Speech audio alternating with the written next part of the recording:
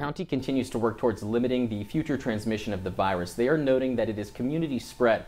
To elaborate more on that, we are joined by county's communications director, Kevin Tennell. Kevin, thank you so much for joining us today. The county coming out today after its first reported death, noting it is community spread. What is the importance of that message tonight? Well, the community spread designation isn't as a result of the death. Let's make that straight. It has to do with the fact that we're now at a point where this virus is presenting itself and we can't trace where it came from.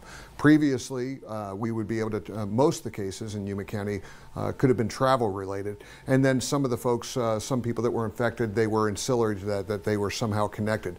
Now we have cases that are producing themselves or presenting themselves to us where we know that they didn't come in contact with the other people and they didn't travel outside the county, so that we know that it's widespread in the county. You can go anywhere and possibly acquire it. And so that just, of course, brings back the importance of social distancing. And I know it's a message that's not only spread throughout our county, the state. Once again, how vital and important is that? I mean, us even here in the studio are being socially distant just to, of course, eliminate any possibility of future No question about it. You and I have sat back and forth talking about this in the past week or two, and now more than ever, it's not a punchline. Stay at home for Yuma County. That's the best way that we can get over this. This is the best way that we can help each other.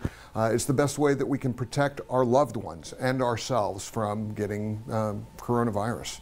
And is Yuma County, in the scenario where things are to get worse before they get better? Other counties like Pima, Coconino, Navajo, in Maricopa County dealing with hundreds, if not thousands of cases. Could that be us in the weeks to come? Right. So, let's talk a little bit about our planning. We're planning within the next 10 to 13 days, as that's when we might see a surge. Do we think it will happen? It's a very likely possibility.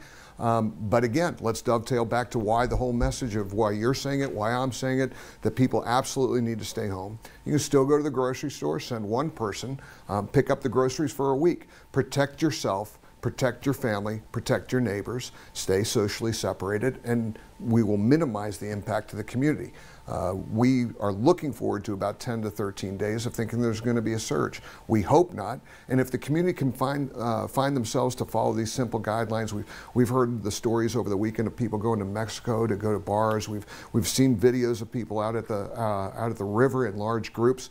Those things need to come to a halt if we're all to help each other through this mess. Absolutely. That website behind you there, the county website, and I know there's quite the resources on there, if you don't mind mentioning that to the folks at home. Every day. I think it's important because a lot of people are trying to stay on top of this, and we know there's a lot of questions out there. Many of your questions are going to be answered here. Of course, at the top we have the daily information that comes out at 3 o'clock every day, but we have a daily update that's a PDF format. It's usually about 2 or 3 pages. It's also in Spanish every single day, Monday through Friday. Those change. On the weekends we don't generate the same report, but at the same time, a lot of really good information packed inside that report every single day for you. We actually have a daily question of the day of some of the things that we're tracking out there. We're trying to answer some of these questions for the folks so that they can feel a little bit more comfort. Bottom line is, stay home, practice these measures they've been talking about. Wash your hands for 20 seconds all the way up to the wrist.